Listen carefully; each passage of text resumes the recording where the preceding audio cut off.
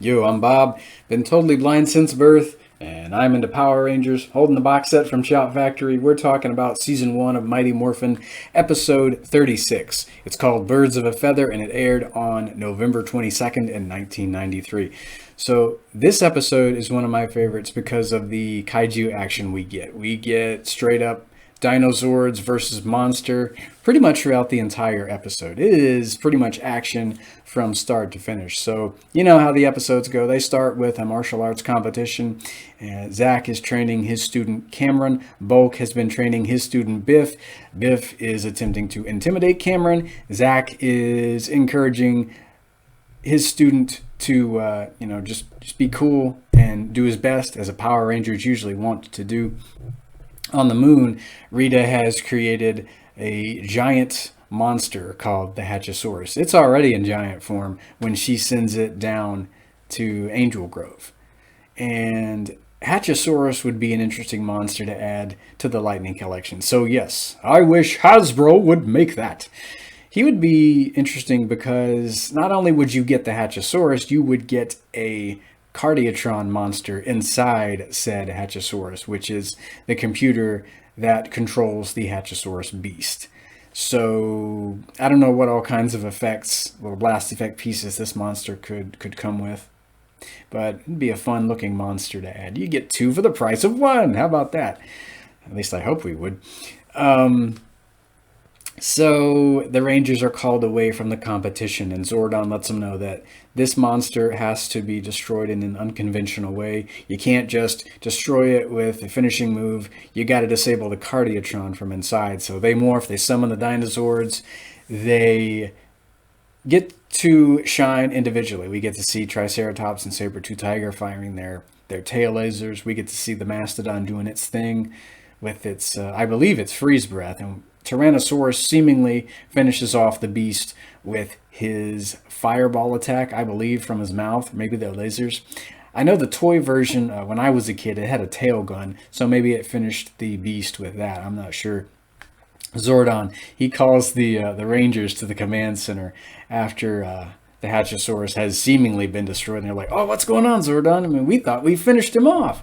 And Zordon, he sounds a bit miffed. He's like, the Hatchosaurus has not been defeated. You have not disabled the Cardiatron. Why don't you guys listen? Jeez. That's not what he said, but I mean, just kind of ad-libbing a little bit.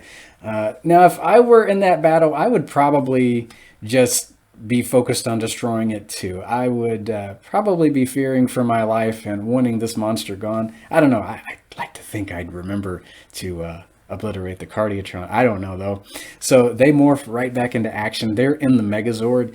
It has formed off screen. I imagine they probably did it via remote or something, just to have it ready for them, ready to go, because Hatchosaurus is back and they're wailing on the Hatchosaurus. He is wailing on them with his claws and all this stuff.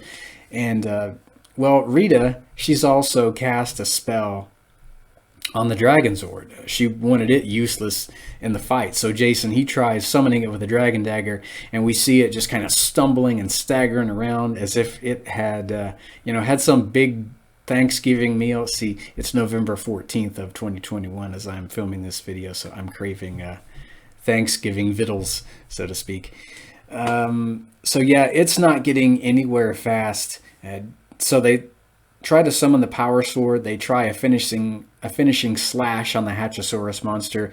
It, of course, pulls itself together. Jason, he flies into the mouth of the Hatchosaurus. He goes in himself, and there's the Cardiatron waiting. And unlike the Hatchosaurus, this thing can speak, and it vocally, welcomes him and tries to wrap him up in its electrified tentacles. Be an interesting lightning effect piece to add if we get a Cardiatron to go with our Hatchosaurus.